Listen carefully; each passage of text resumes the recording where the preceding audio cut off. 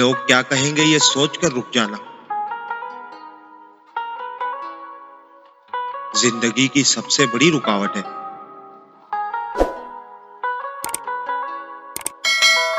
याद रखो, लोग कल भी कुछ कहते थे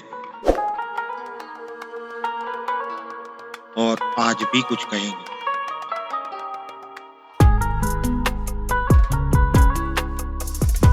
जो भी मिलता है मशवरे देता है,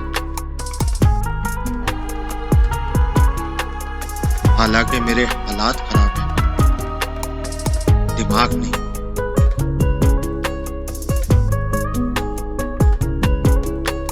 ये जिंदगी है।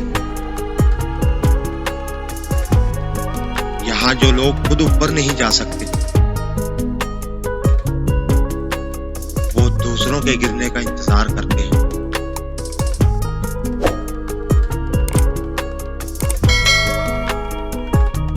जब हम रिश्तों पर बोझ बन जाते हैं,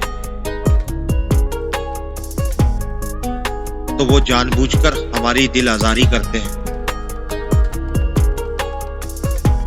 और जाहिर ऐसे करते हैं कि जैसे हमने इन्हें तकलीफ दी हो।